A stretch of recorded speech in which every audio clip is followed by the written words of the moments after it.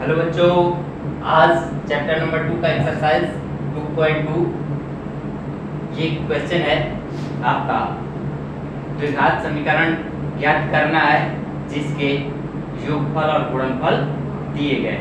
ठीक है, तो पिछले दिन मैंने एक दूसरा तरीका बताया था के वाले पर, आज दूसरे तरीके से इसको हल करेंगे ताकि दोनों तरीके से हम हल करना सीख जाएं। ठीक है, तो आइए जानते हैं।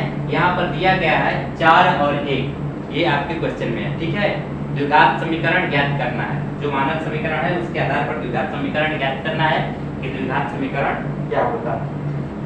तो कैसे ज्ञात करेंगे? यहाँ पर शून्यकों का योगफल दे दिया है, योगफल बराबर 4 और शून्यकों का गुणनफल बराबर 1, जैसा कि ये क्वेश्चन में दिया है। ये मैंने लिख लिया है ताकि आपको समझने में आसानी हो। ठीक है, ये आपका sum of the zeros and product of the zeros, English medium के बच्चों के लिए sum of the zeros and product of the zeros. ठीक है, क्लियर? तो यहाँ से हम इसको देखते हैं कि कैसे हम करते हैं। देखिए, सम ऑफ जीरोस, यहाँ शून्यकों का योगफल 4 है, इसको हम लिख लेंगे अल्फा प्लस बीटा, और यहाँ पर लिख लेंगे अल्फा इंटू बीटा। यही होता है ना, योगफल अल्फा प्लस बीटा और गुणनफल अल्फा इंटू बीटा। अब इसमें होता क्या है, हम जानते हैं कि alpha plus beta equal to होता है माइनस बी अपान में 8, और होता है alpha into beta equal to c upon में 8। ये दो चीजें आपको मिलती हैं अकॉर्डिंग टू द फार्मूलाज। ठीक है, फार्मूला के आधार पर ये होता है। आपको पहले पीछे फार्मूला लिखवाया जा चुका है, आप बार बार इसको रिपीट कर रहे हैं तो याद कर लीजिए कि क्या होता है। ये फार्मूला आपका है। ठीक है, ये दो फार्मूले आप याद रखिए। ठीक है, sum of the zeros minus b upon a and product of the zeros c upon में ए, ये होता है। अब इसी के आधार पर हमको करना है। आपका जो मानक समीकरण क्या होता है, द्विघात समीकरण,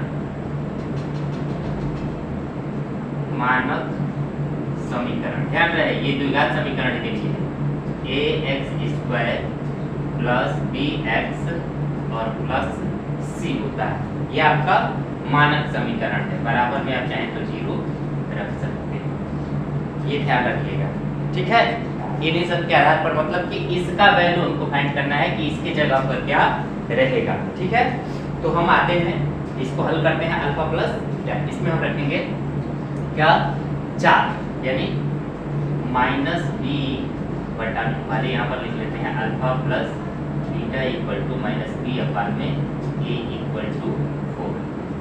ध्यान रहे minus b upon a equal to में आपका आ गया है 4, तो 4 आ गया तो इसमें तो अपान है माइनस बी अपान में ए, लेकिन 4 में अपान नहीं है तो हम अपान में 1 कर सकते हैं। इसको करने से इसके वैल्यू में कोई फर्क नहीं पड़ता है। तो नहीं पड़ता है तो हमने रख लिया अपनी सुविधा के लिए, क्योंकि यहाँ पर अपान में दिया है तो यहाँ भी अपान में हम करेंगे ताकि आसानी से हमको कोई चीज मिल जाए। दूसरी चीज जो यहाँ पर दिया है इसको भी रख करके देखते हैं, तो यहाँ से आपको मिल रहा है alpha into beta equal to 1। ये alpha into beta equal to 1, तो 1 मिला है। तो यहाँ पर देखिए, अब पहले तो सी अपान में ए है तो यहाँ हम लिख लेते हैं सी अपान में ए और इक्वल टू 1। ठीक है, ध्यान रहे यहाँ भी अपान में है सी अपान में ए, तो यहाँ भी हम अपान में रख लेते हैं 1, कोई फर्क नहीं है। अब यहाँ से हमको क्या मिल गया, ध्यान दीजिएगा, यहाँ से क्या मिल गया a इक्वल टू 1,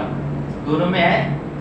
अगर कोई अंतर होता तो फिर हम ऊपर नीचे मल्टीप्लाई करते। जैसे देखिए उदाहरण में देख लीजिए, जैसे मान लीजिए कि यहाँ पर हो जाए b अपान में a इक्वल टू 4 अपान में 3 आ जाए।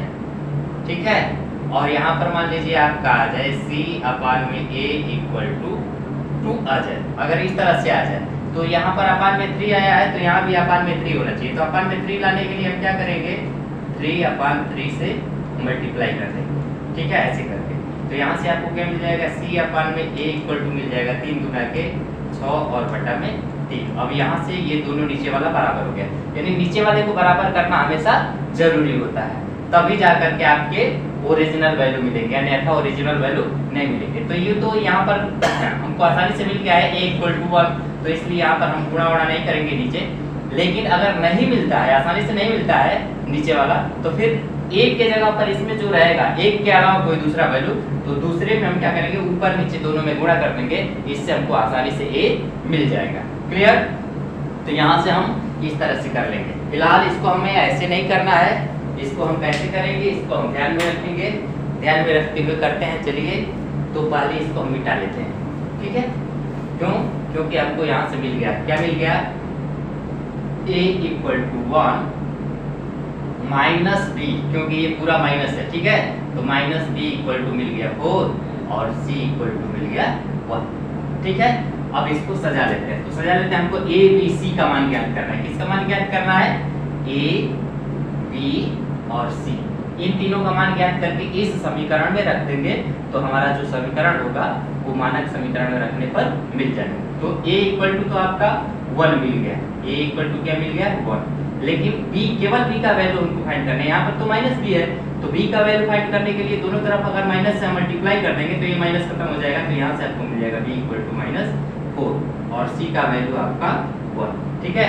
अब मानक समीकरण में a b c का मान रखने पर, ठीक है? मानक समीकरण में a b तथा c का मान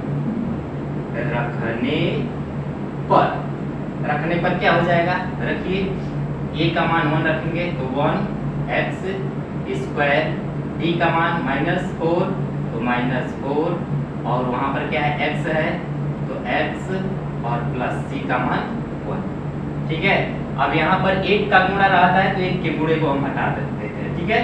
तो इस तरह से आपको क्या मिल गया, x स्क्वायर, क्या मिल गया, x स्क्वायर -4x और प्लस 1, ये आपका आंसर हो गया, ठीक है? तो इस तरह से इसको हम ज्ञात करते हैं। ये बहुत ही आसान है, इसमें कोई बहुत ज़्यादा वो नहीं है, ठीक है? और मुझे लगता है, उम्मीद है कि आपको ये समझ में आ गया होगा। ये दूसरा तरीका है, ऐसे ही आप करते रहिए, बहुत आसानी से आप कर पाएंगे। और अगले दिन अगला एक्सरसाइज लेकर के आएंगे 2.3। ये आपका खत्म हो गया। पीछे एक क्वेश्चन मैंने बताया है, ये एक क्वेश्चन बता दिया, बीच का आप स्वयं कीजिए, नहीं आता है कमेंट करके मुझे बताइए, और वीडियो को पूरा देखिए ताकि अच्छे से आपको समझ में आए। धन्यवाद।